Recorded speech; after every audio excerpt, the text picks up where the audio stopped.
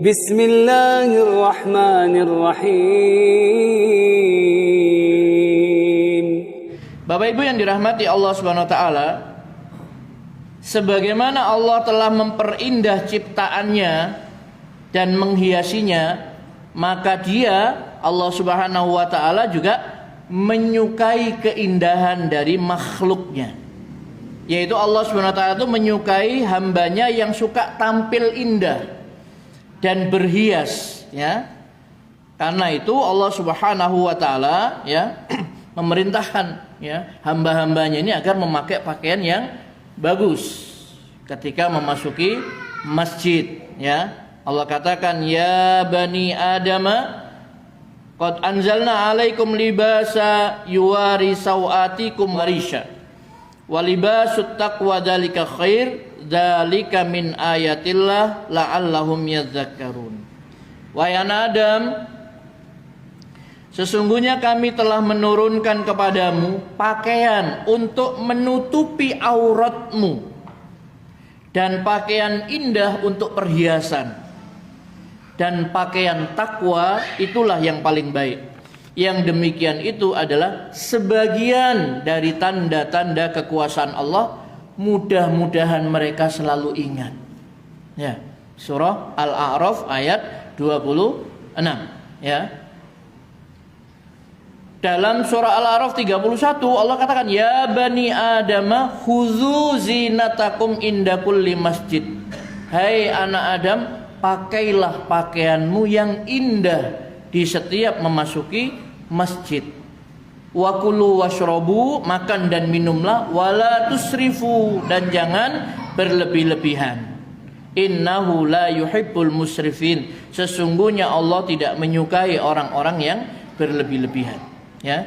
Jadi Allah perintahkan agar manusia ini, anak Adam ini, memakai pakaian yang indah di setiap memasuki masjid, ya. Pakaian yang indah itu apa maksudnya? Dijelaskan oleh para ulama, pakaian yang menutup aurat. Enggak harus mahal.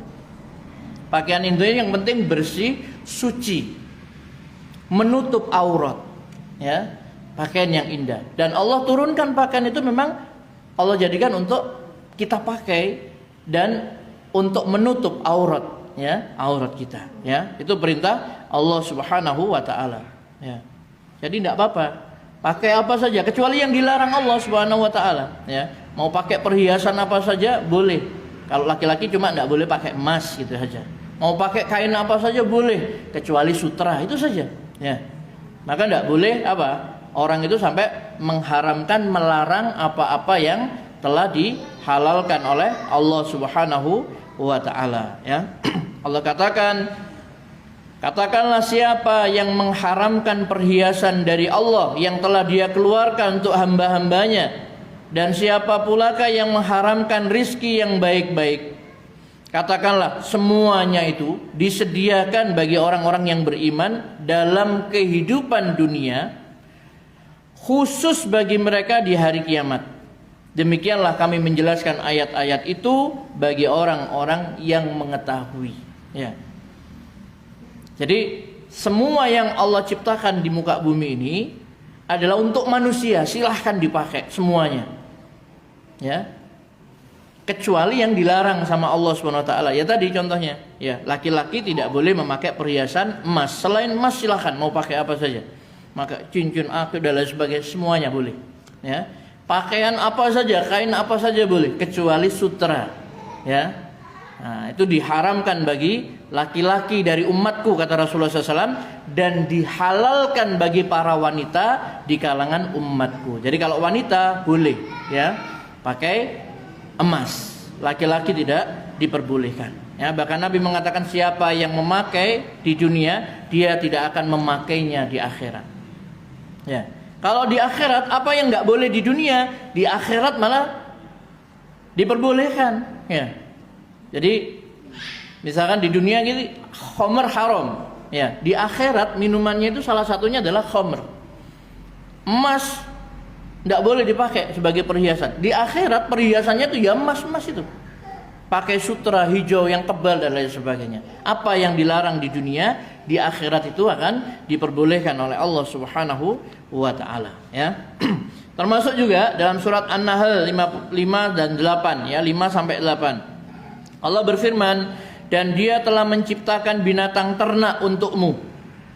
Padanya ada bulu yang menghangatkan dan berbagai manfaat, dan sebagiannya kamu makan.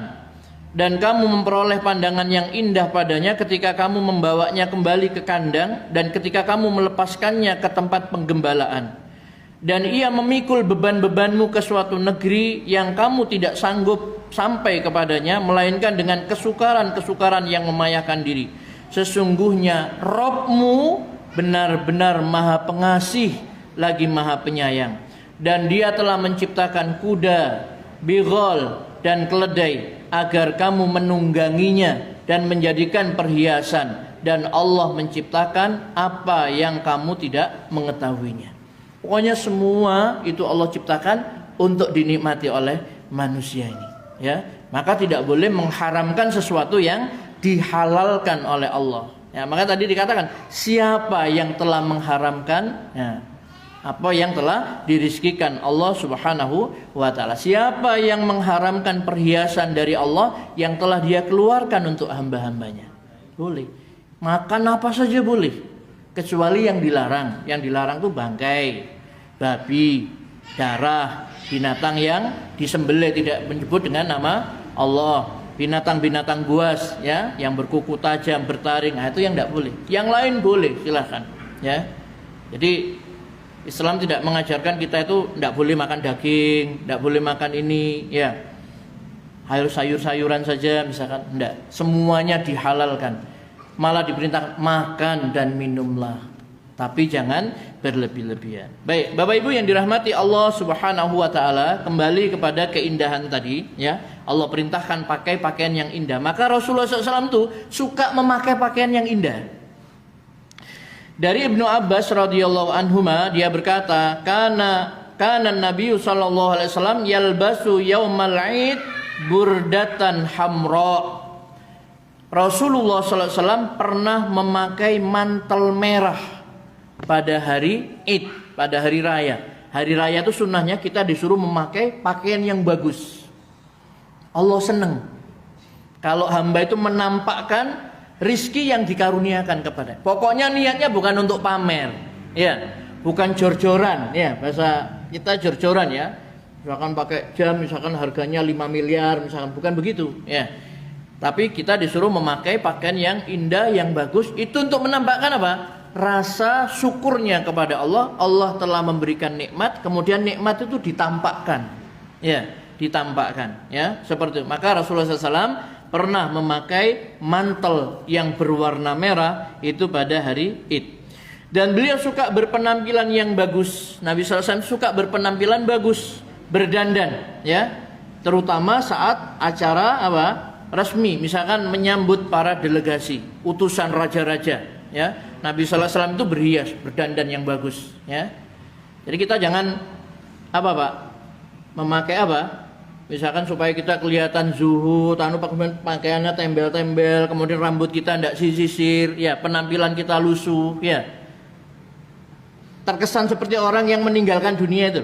Justru Allah itu suka yang indah, ya. Suka yang indah. Makanya para ulama dulu juga apa? Banyak juga, ya, yang memakai pakaian-pakaian yang indah.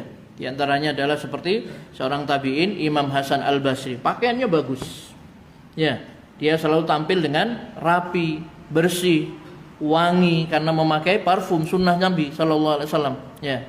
Sampai ada orang yang mengkritik, ini katanya ulama kok ndak warok sama sekali, kok ndak zuhud begitu, ya. Nah, beliau menjawab, Allah ini telah memberikan kepada saya nikmat yang sangat banyak. Saya ingin menampakkan nikmat Allah itu, ya. Saya ingin menampakkan nikmat yang Allah berikan kepada saya itu, ya. Jadi yang penting tujuannya adalah bukan untuk pamer, tetapi adalah untuk menampakkan nikmat, ya, seperti itu. Dari Bara' radhiyallahu an dia berkata, ya, Rasulullah SAW itu adalah seorang laki-laki yang perawakannya sedang, tidak tinggi, tidak pendek, tidak gemuk, tidak terlalu krempeng, kurus, sedang. Ya. Antara dua pundaknya jauh. Maksudnya dadanya Rasulullah SAW itu lebar, bidang, ya. Dua pundaknya itu jauh, dan rambutnya terurai sampai ujung telinganya. Beliau memakai pakaian merah. Saya tidak pernah melihat sesuatu yang lebih baik daripada beliau.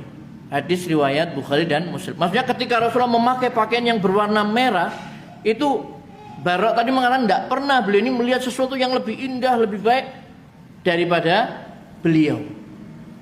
Jadi Nabi kita itu tidak menjauhi apa? Keindahan. Kenapa? Karena Robnya menyukai keindahan. Ya. Jadi innallaha jamilun yuhibbul jamal. Allah itu indah dan menyukai keindahan, ya. Maka Bapak Ibu yang dirahmati Allah Subhanahu wa taala, kalau kita bisa hindari pakaian-pakaian yang tidak kurang bagus. Kalau kita diberi Allah harta, pakai pakaian yang bagus, ya. Bagus bukan berarti mahal, ya. Seperti itu. Itu apa? Untuk menampakkan nikmat yang Allah berikan. Karena nanti Rasulullah itu pernah menegur seseorang, pakaiannya itu jelek.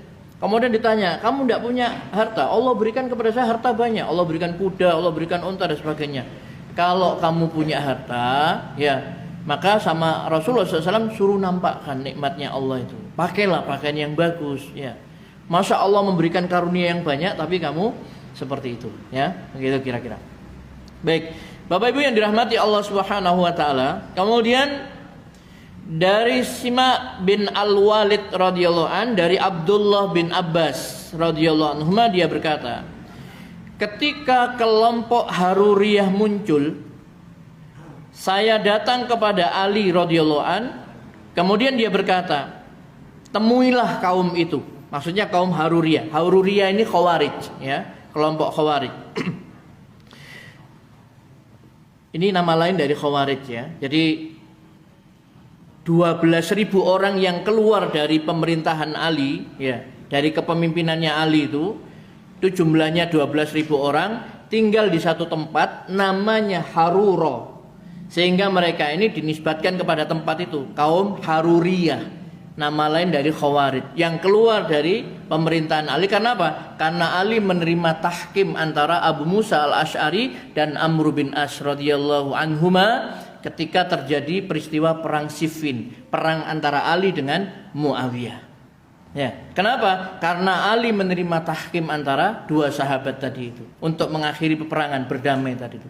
Ya, tidak puas karena Ali tidak menghabisi Muawiyah, harusnya diperangi sampai habis. Ya, tapi Ali bin Abi Thalib tidak mau seperti itu. Maka mereka yang tadinya pendukung Ali kemudian keluar dari pemerintahan Ali. Jumlahnya 12.000 orang. Tinggal mereka ini di suatu tempat namanya Harurah. Maka mereka disebut Haruriyah, yang pemikirannya menyimpang dari Islam, dari sahabat, dari tabi'in dan lain sebagainya, ya, menyimpang dari para sahabat, yaitu mengkafirkan para pelaku dosa besar. Jadi kalau ada orang Islam melakukan dosa besar, kafir. Nah itu, ya, takfiri. Ketika kelompok Haruriyah muncul, saya datang kepada Ali radhiyallahu an, kemudian dia berkata, temuilah kaum itu, maka aku memakai pakaian Yaman yang paling bagus. Ibnu Abbas, ya, ulamanya para sahabat, aku memakai pakaian Yaman yang paling bagus. Abu Zumail berkata, Ibnu Abbas itu seorang laki-laki yang tampan lagi sedap dipandang. Ibnu Abbas berkata, maka saya mendatangi mereka, kemudian mereka berkata, selamat datang wahai Ibnu Abbas. Pakaian apa ini? Ya, jadi mereka ngenyek, ya, ngejek. Karena apa? Ibnu Abbas seorang sahabat, seorang alim, kok pakaiannya bagus sekali? Ya, pakaian apa ini? Ya, maka Ibnu Abbas menjawab, cacat apa yang kalian lihat padaku? Sesungguhnya aku pernah melihat Rasulullah SAW memakai pakaian yang paling bagus. Hadis sahih riwayat Abu Dawud. Ya. Ada apa dengan pakaian saya yang bagus? Sungguh saya pernah melihat Rasulullah SAW memakai pakaian yang sangat bagus. Artinya apa? Memakai pakaian yang indah, yang bagus itu bukan kesombongan. Ya. Justru Allah mencintai orang yang memakai pakaian yang indah tadi itu. Jadi jangan takut, ya. Siapa yang mengharamkan perhiasan yang Allah berikan itu, ya, yang sudah dirizkikan kepada hamba-hambanya, ya, seperti itu.